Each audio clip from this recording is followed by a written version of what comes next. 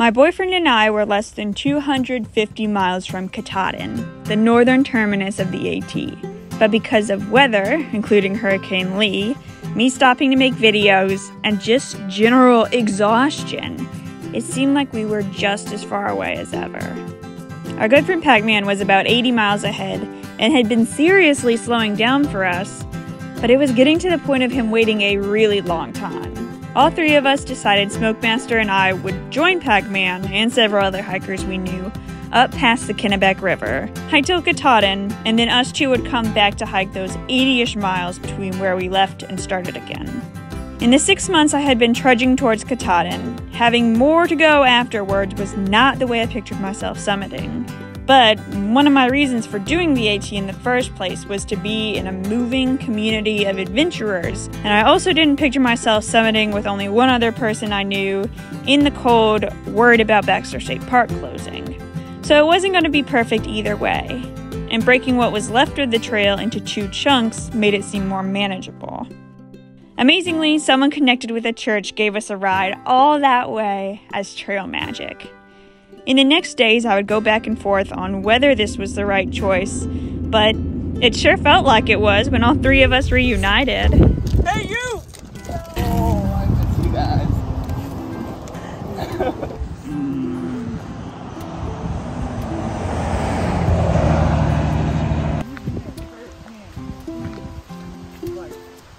Thankfully, we got a ride with someone from a church, and we couldn't be more grateful.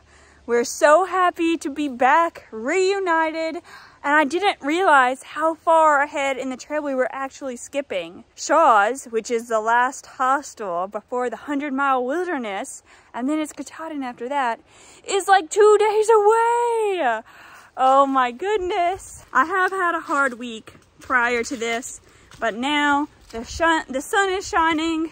We're back with Pac-Man, and I'm just so happy. That's what we're thinking, like.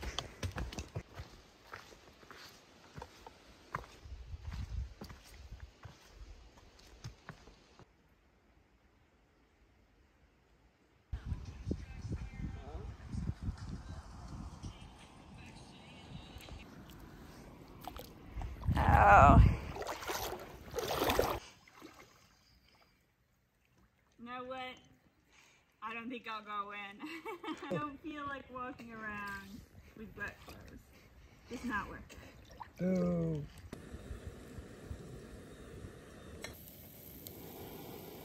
Okay, so I got in. I was like, I don't feel like getting wet today. Got out, sitting here, looking at this beautiful water. I'm like, this is the end of the AT. I have to live it up.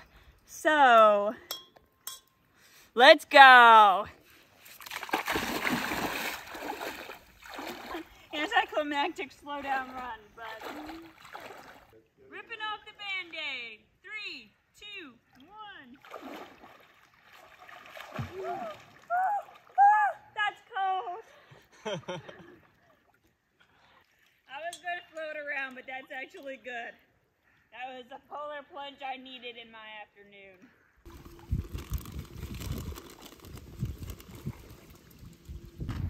Ranger, what time is it? It's about 3. No, I mean, it's the air mattress time.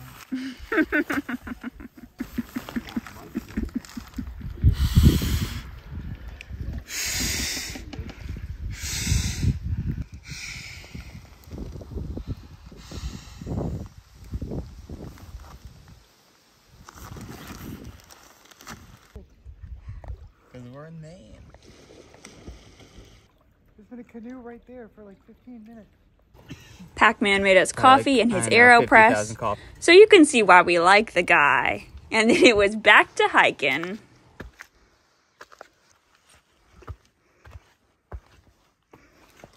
Even though this is a hill with a lot of rock obstacles, they still have places to put your feet. It's not straight up. You might have to step on something tiny to give you a boost. It makes a world of difference.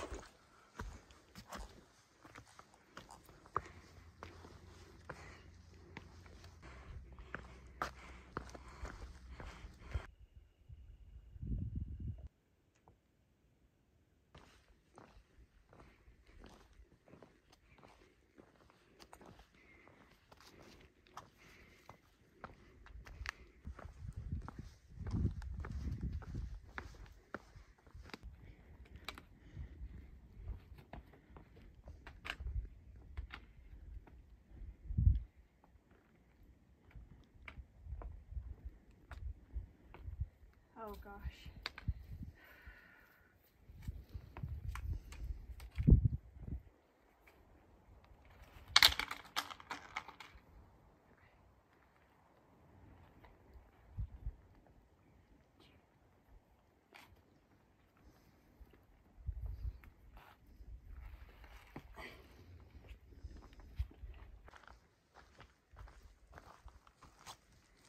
While it is a weight off my shoulders that what I have left on the trail is broken into 2 chunks, it seems a little bit more manageable, but it's not going to be easy. I think we're probably going to be walking till dark again just because Pac-Man's super faster than us.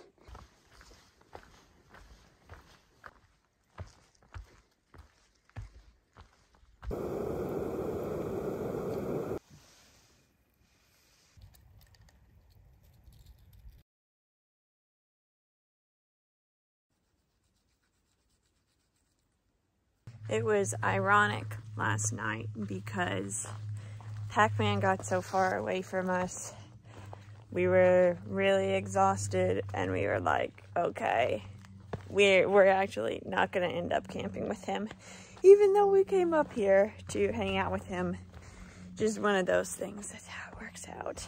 Don't know how far we're going today. Just getting up as soon as I can, heading out. I am definitely still slow, even though this territory is easier.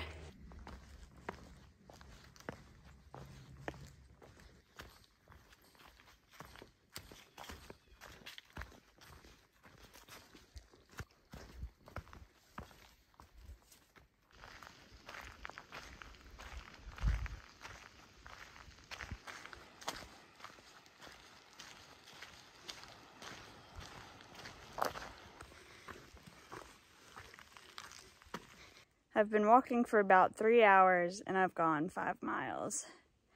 While skipping ahead, definitely the terrain is a lot easier. There's less obstacles. I'm still so slow and so exhausted.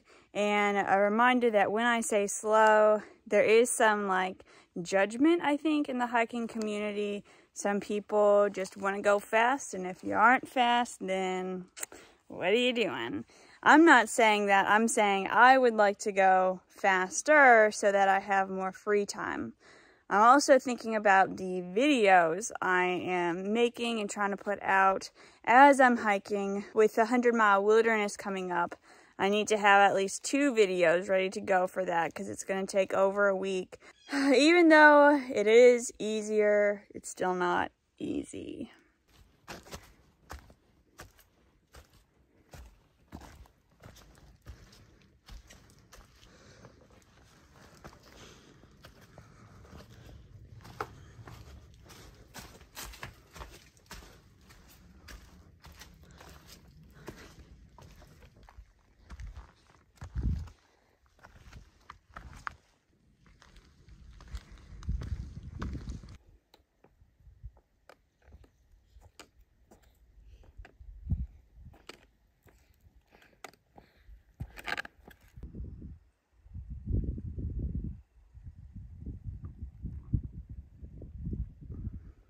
I'm up on top of Moxie Bald Mountain, which is the last really hill before Katahdin. And according to my map, I think Katahdin is one of these mountains over here, but I know it's supposed to be a standalone mountain. Like it's just a monolith by itself. And because of that, since there's so many over there, I don't think it's visible from here, but it's cool to think about.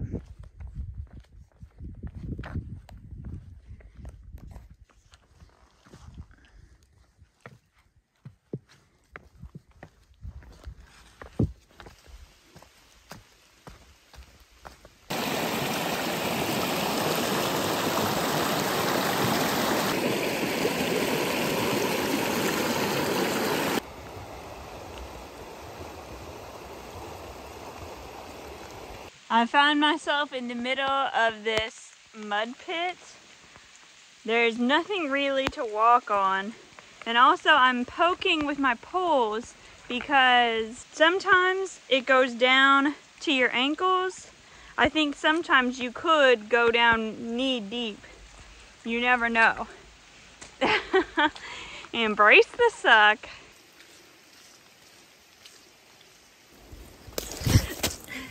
I don't know what I was complaining about back there. I just walked through crotch deep water.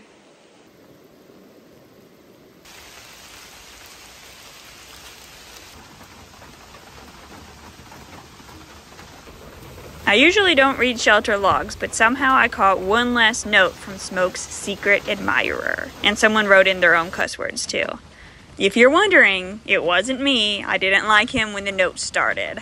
Never stopped raining last night, so everything's still extremely soaked. It's gonna be very wet.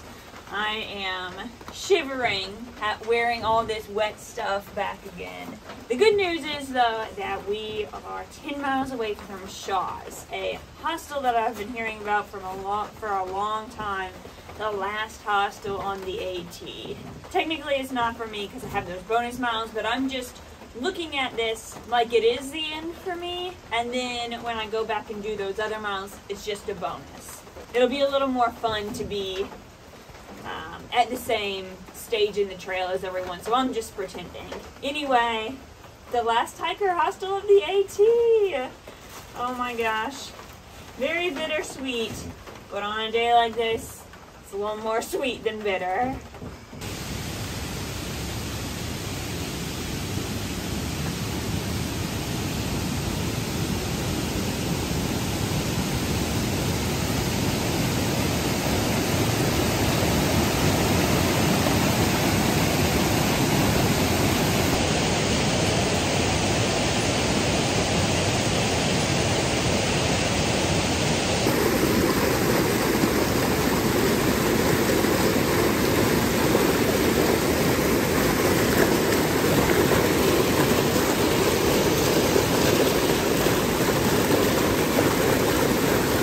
That was terrifying.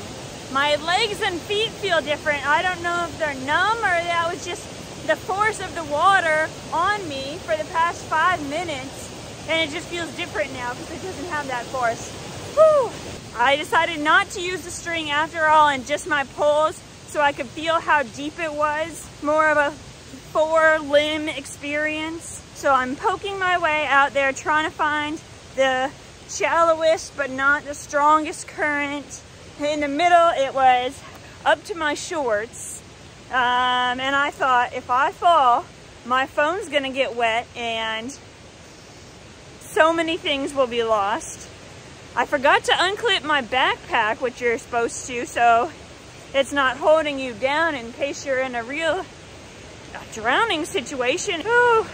That was not a good time. But actually, on second thought, it's not a good time per se, but there was a point I was in the middle looking up at this strong river and I was like, you're not going to stop me. You're not gonna hold me back from what I want to do, which is cross this river. And that was a really powerful feeling.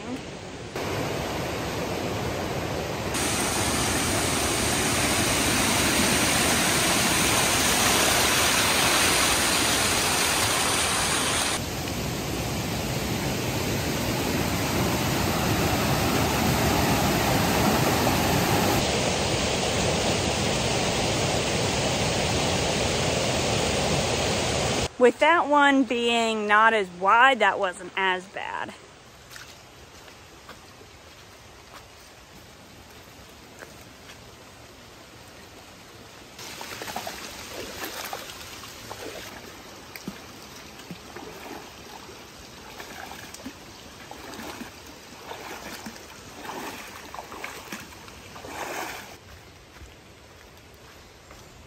This week's part 1 and part 2 are going to be a bit uneven because what happened this day was so big it just needs to be a whole new video.